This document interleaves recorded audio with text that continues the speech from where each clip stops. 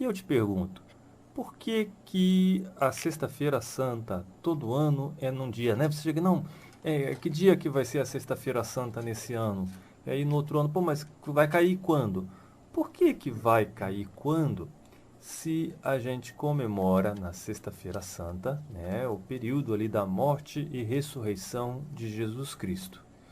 Eu pergunto lá do dia da morte do teu bisavô. Teu bisavô, né, acho que já morreu, não sei, ou tua bisavó, tem uma data ou todo ano você olha no calendário e diz que dia que vai cair o aniversário da morte do meu bisavô? Que dia que vai cair o aniversário da morte do meu bisavô esse ano? Não tem isso, né? O dia que morreu o teu bisavô é aquele dia e ponto. Não existe um outro dia para a morte né, para a data do aniversário do falecimento do teu bisavô. Mas por que então que sempre essas datas mudam em relação ao aspecto deste período da Páscoa, né, e da morte e ressurreição de Jesus Cristo? Porque essa data tem a ver com a parte astronômica. Na verdade, tem a ver, nós estamos aqui, tem a ver com o período da Lua. Eu não vou entrar em detalhes nesse sentido. Tem a ver com a Lua e tem a ver com a entrada da primavera no hemisfério norte. Então, é uma data que ela é montada em bases astronômicas. Por quê? Porque a energia dos astros que interferem muito na nossa vida e fazem com que exista esta mudança, essa energia de mudança que está fluindo neste momento agora que nós nos encontramos.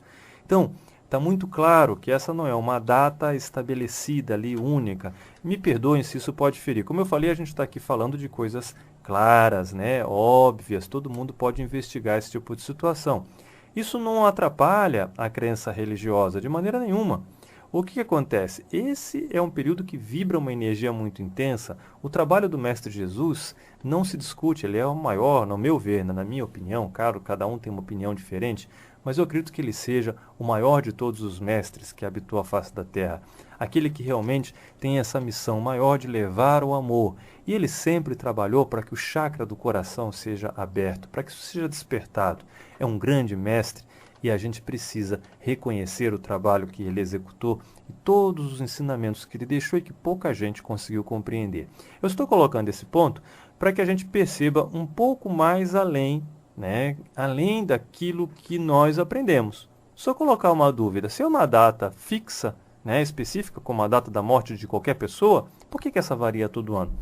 Porque a base é astrológica, melhor, astronômica, tem a ver com a questão dos astros, a posição dos astros, tem a ver com a entrada da primavera lá no hemisfério norte e assim por diante. Mas nós não vamos avançar muito nesse caso. Eu só queria falar mais um pouquinho. Por exemplo, a questão do Domingo de Ramos.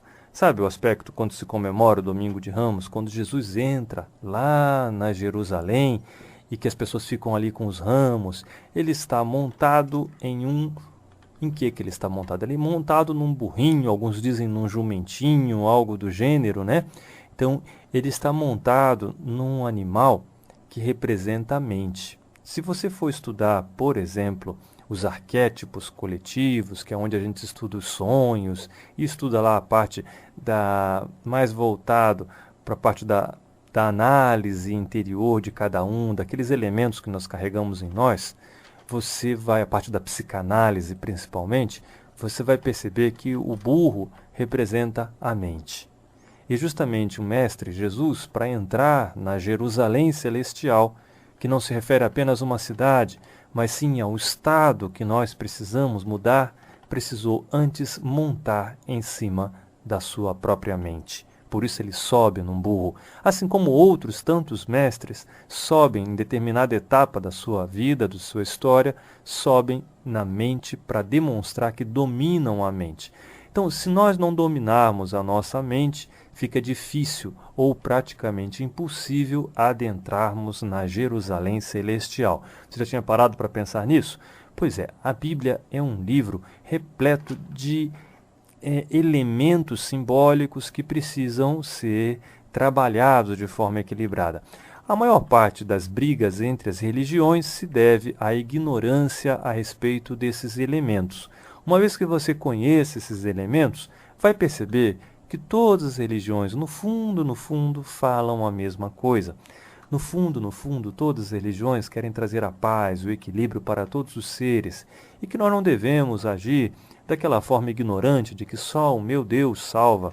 E quando você diz o meu Deus, parece que é a minha bicicleta, né? Parece que você está reduzindo essa substância que está presente em todos os seres, em todos os elementos, em todas as criaturas, sejam animadas ou inanimadas, você está reduzindo a uma propriedade tua. Tem gente que acha que até quer registrar Deus no cartório, quer fazer alguma coisa nessa direção, e isso não funciona, isso não dá certo. É melhor percebermos que Deus existe em todos os seres, assim como o próprio Mestre Jesus nos deixou através dos seus ensinamentos. Então a gente poderia falar muito sobre essa simbologia da Páscoa. E por que que o Mestre dos Mestres mergulha nos infernos? O que ele foi fazer nos infernos? Alguém já explicou para você? Nós também precisamos mergulhar nos nossos infernos interiores. Cada um de nós precisa adentrar. Claro, nós precisamos mergulhar onde estão os nossos traumas, onde estão as nossas fobias, onde estão as nossas angústias, todos os recalques que nós temos, nós precisamos mergulhar nesse inferno para de lá ressurgirmos. Sim, precisamos reconhecer todas as nossas sombras, tudo aquilo que existe de errado, e aí a gente vai ressurgir, vamos fazer a nossa ressurreição, a nossa mudança profunda, a nossa transformação interior, mas antes precisamos descer aos infernos. Não foi apenas Jesus Cristo que desceu aos infernos, mas todos os grandes mestres descem ao seu próprio inferno interior para alcançar o equilíbrio depois dessa viagem. E assim vai, todo o processo, desde a coroa de espinhos, toda a trajetória do Mestre Jesus, ali desde o comecinho do nascimento dele entre animais, né? Quando Jesus nasce entre animais, o que representa aquilo? Que o Cristo que deve nascer em nosso coração, seja ele de qualquer linha religiosa, né? Esse Cristo, ele nasce entre os animais. A parte virtuosa que existe em nós, ela vai nascer no meio de todos esses elementos negativos que nós carregamos. Junto do nosso orgulho, vai nascer ali no meio do orgulho, no meio da ira, no meio da inveja. Ali vai surgir o menino de ouro, ali vai surgir a nossa criança interior, vai surgir o Cristo dentro de cada um de nós. E não me interessa a tua religião, mas me interessa que se você não acordar para isso hoje, um dia isso vai acontecer, nem que seja na véspera da tua morte, mas você vai acordar e vai perceber a necessidade de buscar o equilíbrio, a necessidade de estender a mão e ajudar aos seus irmãos de uma forma ou de outra, a necessidade que todos nós temos de encontrarmos a paz. Não existe elemento no mundo que valha mais do que a nossa paz interior. E eu sei que é isso que você busca. Eu sei quando alguém vai lá procurar mulheres num prostíbulo, e repito, nada tenho contra as prostitutas, são pessoas como nós. Sim, são pessoas como nós. Eu não sou melhor do que um garoto de programa, não sou melhor do que uma prostituta, não sou melhor do que um bêbado que está ali na calçada, de maneira nenhuma. Essas pessoas passaram por problemas e não souberam trabalhar esses problemas, ou estão trabalhando lá no meio daquela situação por tudo isso. Mas o que ocorre? O que a gente quer? A gente precisa aprender com cada situação na nossa vida e crescer. E o Mestre Jesus dava o maior exemplo, ele estava junto aos bandidos, aos cobradores de impostos, ele estava junto às prostitutas, ali ele trabalhava tudo isso, ali ele fazia tudo isso, ele ajudava essas pessoas, ele vivia no meio delas, não as condenava jamais. E a gente ainda não conseguiu entender as palavras do maior de todos os mestres. E vamos agora comemorar, a Páscoa. Com que sentido?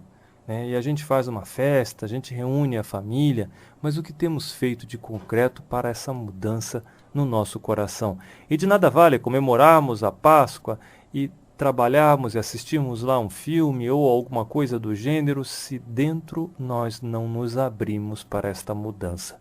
Se dentro nós não permitimos que esse menino nasça no nosso coração, que as coisas fluam. Todos nós precisamos ser felizes e, repito, aquela pessoa que está buscando lá no prostíbulo, no meio das mulheres, ou no meio dos homens, lá junto aos garotos de programa, ou aquela pessoa que só pensa em dinheiro, Na verdade, no fundo, essa pessoa está buscando fechar um vazio que ela não sabe qual é. Ela tem um vazio dentro de si e acha que pode fechar através da cocaína, da maconha, através do álcool, através de mulheres, através de homens. Não sabe que ela está buscando justamente a paz. Por isso que quando a gente encontra a paz, não existe elemento maior na nossa vida. Tudo vale a pena quando nós temos paz no coração, quando a gente pode parar num canto tranquilo, sozinhos, e encontrar a nossa paz. Encontrar a fluência interior mais profunda que existe no nosso íntimo. Isto é o maior de todos os bens. E quando você descobrir isso, nada mais vai te importar. Não quero dizer que você vai deixar de viver, de trabalhar, não, mas toda a vida vai ter uma maneira de você olhar diferente. Por quê? Porque você já se encontrou. Você não precisa de mais nada. A paz nos preenche, a paz nos alimenta, a paz nos sustenta. Então, todo mundo que está, de uma certa forma, equivocado, está procurando também a paz. Tem um vazio dentro de si, sim, tem um buraco gigante, e procura resolver fechar esse buraco através de outras alternativas. E eu falei que no programa de hoje também eu ia falar um pouquinho sobre quem não aceita ajuda, quem não permite que essa ajuda venha. Claro que precisaríamos dedicarmos vários programas para falar sobre isso, mas eu vou falar de forma sucinta. Conta uma história que existia 2 carroceiros. Pessoa que estava lá tocando uma carroça lá com seus cavalos, e esses 2 carroceiros estavam atolados. Cheio de lama, tinha chovido muito e estavam atolados. E um anjo lá de cima percebeu que aquelas pessoas precisavam de ajuda. E disse: Deus, vamos dar uma mão para esse povo que está precisando de ajuda? E Deus disse: não, tá bom, vamos lá, vamos ajudar esses carroceiros aí a tirar a carroça, né, lá do buraco. Aí beleza, daí encontraram o primeiro carroceiro e o carroceiro estava lá reclamando, xingando, e dizia: mas Deus, filha da mãe, cadê que você não vem aqui me ajudar? Eu estou precisando de ajuda. E estava aquele homem já com lama acima do joelho, debaixo daquela carroça, empurrando a carroça, gritando com seus cavalos e gritando a Deus: Deus, me ajuda aí, pô, estou precisando, você não está vendo como é que está essa minha situação aqui? Olha só, por favor, me ajuda aí, mas olha, vamos logo porque está difícil. E ele empurrava aquela carroça e fazia de tudo, né, para poder fazer com que tudo fluísse ali, mas xingando a Deus o tempo inteiro. E o anjo ficou indignado com aquilo. Que absurdo, que insulto, como é que fala assim para o patrão, né? Como é que xinga o patrão desse jeito? E saíram para o outro mais adiante. Chegaram mais adiante e encontraram o outro carroceiro. O outro carroceiro, numa postura assim serena, tranquila, estava sobre a sua carroça. Ali ele estava numa postura, sentado, de maneira muito serena, e fazia uma oração doce e suave para o Altíssimo.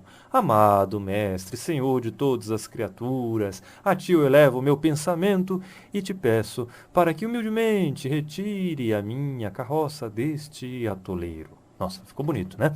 Bem, então o anjo olhando para aquela história disse: não tem dúvida, né, patrão? Vamos ajudar esse aqui, né? Pô, o cara mansinho, olha só. Veja bem o tipo da oração. Veja que paz que ele transmite, que coisa mais maravilhosa.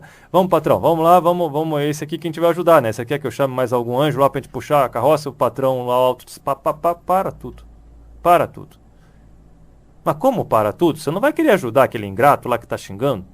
Aí Deus disse: você viu que aquele primeiro lá, aquele que está xingando, você viu? Viu que a carroça já está metade para fora da lama? Pois é, está faltando só um empurrãozinho para tirar. Agora esse outro bonzinho aqui está com a carroça inteira atolada. E Deus foi lá e ajudou o que estava xingando. Qual que é a moral dessa história? A gente pede ajuda, mas dificilmente nós nos ajudamos. Dificilmente a gente se abre para essa ajuda, dificilmente a gente faz alguma coisa. Você já viu aquela frase que diz assim: a Deus orando e com malho dando? Claro, a gente precisa trabalhar enquanto as coisas estão fluindo. A gente tem que, sim, precisamos orar, precisamos pedir, elevar o nosso pensamento a Deus, mas é preciso ter atitudes. Precisamos de atitudes claras no sentido de fazer com que as coisas funcionem. E aí entra a pergunta: O que você tem feito de ordem direta, de ordem prática para modificar a sua vida? O que você anda fazendo para que as coisas aconteçam? Para que tudo funcione. Às vezes a gente quer que tudo chegue nas nossas mãos e a gente não aceita a energia do progresso, não aceita a energia da prosperidade, não aceita que as coisas fluam. A gente está sempre negativo, sempre para baixo e não aceita a ajuda das outras pessoas. Pare para refletir um pouco se o que está faltando na sua vida é justamente arregaçar as mangas e fazer com que tudo flua da melhor forma.